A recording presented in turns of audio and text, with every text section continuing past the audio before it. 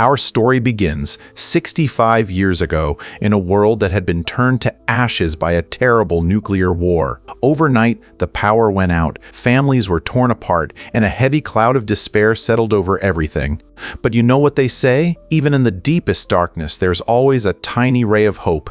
Deep in the Amazon jungle, a botanist named Liam Schmidt found a miracle. He discovered the Genesis tree. This wasn't just any tree. It glowed with a soft light, absorbing the deadly radiation from the air and turning it into pure energy. Its blue flowers eventually helped restore the world, but they changed the course of human history forever. You see, the war left deep scars. 90% of children were being born with genetic defects. To save humanity, scientists took the DNA from the Genesis flower and mixed it with human DNA. The result: genetics. These children were perfect. They could see, hear, and do everything 10 times better than a normal person. In this new world, genetics were treated like royalty. But not everyone was so lucky. About 10% of people rejected the DNA. They were born as normal humans, or worse, with disorders, blindness, heart issues, or the inability to walk. They were called specials. And society treated them like trash.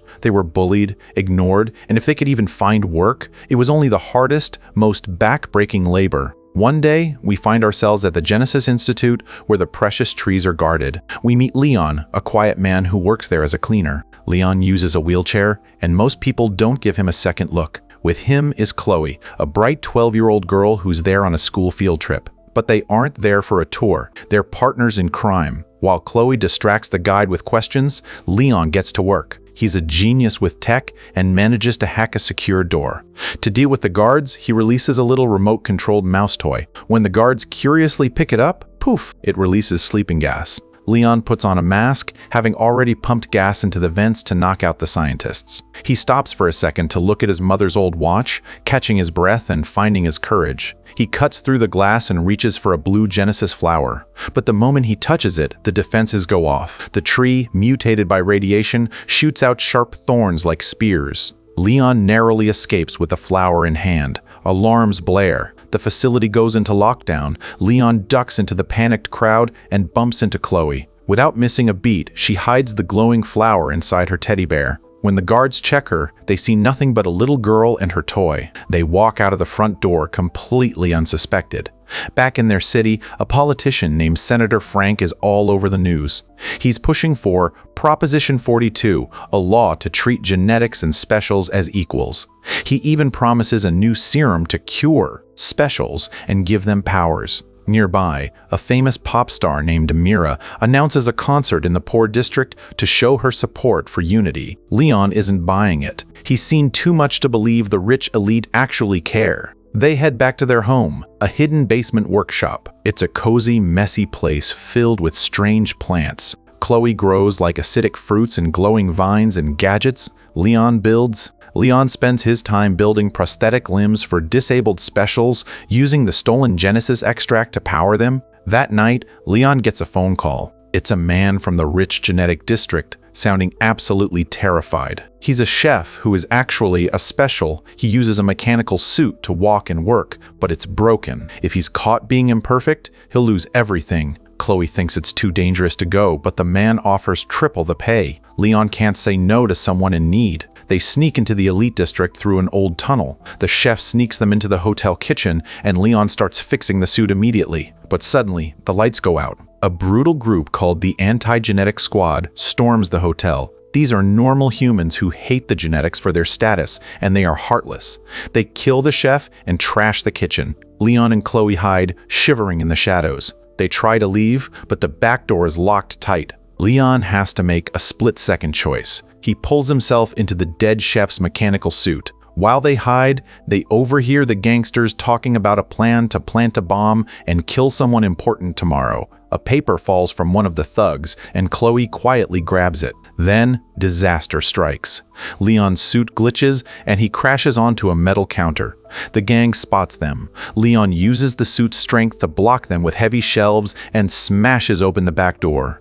They escape into the night. They think they're safe once they hit the basement, but they're wrong. The hotel's cameras caught their faces. Since the gang wore masks, the police think Leon and Chloe are the terrorists. They are now the most wanted criminals in the city. As they watch the news, they see the head of the police special force talking about the hunt for them. Leon freezes. He recognizes that man. It was the leader of the gang at the hotel. The police chief is actually the one running the terrorist group. Chloe looks at the paper she found. It's a flyer for Mira's concert.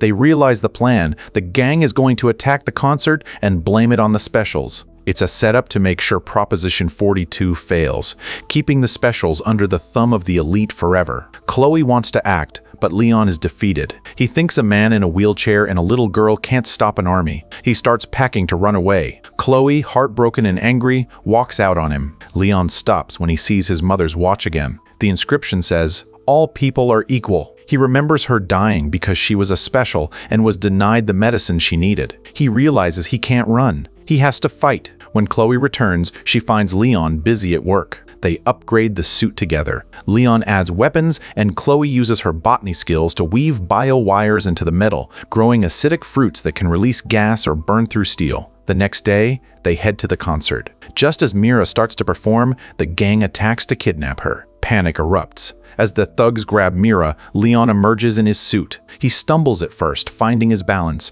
but then he stands tall. The vines from Chloe's plants wrap around the suit, making him look like a forest warrior. The gang laughs at him until he attacks. The vines lash out, and the fruits explode into blinding gas. He's winning, but then more and more gangsters swarm him. It's too many. They beat him down until his suit is in pieces. Just as things look hopeless, Chloe roars in, driving a stolen car. She knocks the thugs back, pulls Leon and Mira inside, and they floor it back to the workshop. Once they're safe, they tell Mira everything. She's horrified to learn her own protectors are the ones who tried to take her. Leon realizes the pattern: the hotel yesterday, the concert today. Tomorrow will be the medical center. They aren't trying to kill Mira, they want to kill the senator to stop the law. The next day, they sneak into the medical center. To distract the staff, Mira starts to sing, her voice echoing through the halls. When the gangsters arrive, Leon is ready. He sprays acid on their masks, melting them away and taking them down.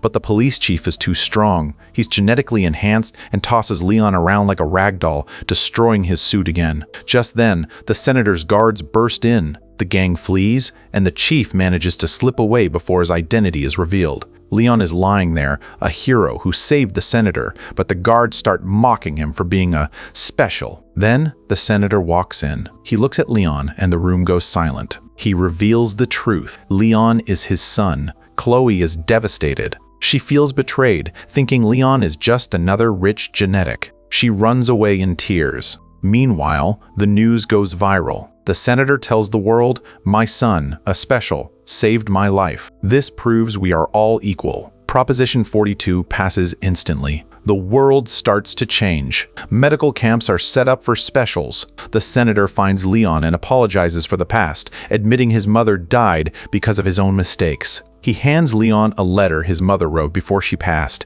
asking Leon to forgive his father and have a big heart. But the peace doesn't last. Chloe and Mira find Leon with a terrifying discovery. Chloe used a high-tech camera to spy on the lab and saw the senator and the police chief laughing together. It was all a lie. The staged attacks, the hero story, it was all a drama to pass the law. The law isn't meant to cure specials. It's meant to harvest a chemical from their brains to upgrade the genetics even further. The process is lethal. The specials are being lured to these camps to be killed so the perfect world can begin, and the only one who is actually going to be cured, Leon. Leon watches the camp and sees people dying. He knows what he has to do. He goes into the operating room for his surgery, but he's hidden his repaired suit under the blanket. When his father approaches, Leon springs. He calls him a monster and locks him in a room. He grabs the cure, the extract taken from an innocent life, and rushes to the security room. He opens the gates, letting the specials know the truth. The police chief arrives with his army, but it's too late.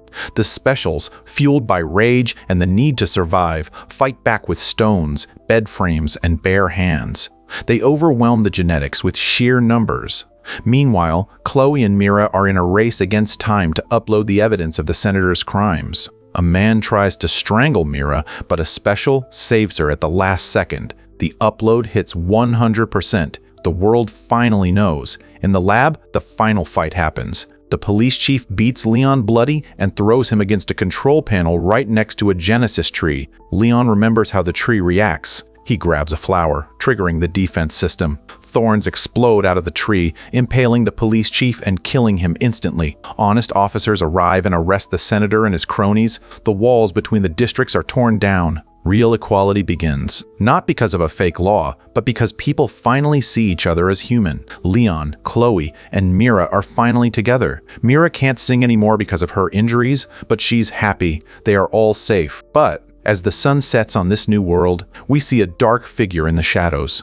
A man with a scarred, deformed face is watching Leon from afar. It's the senator. He's out, he's hidden, and he is hungry for revenge. The story ends there, for now.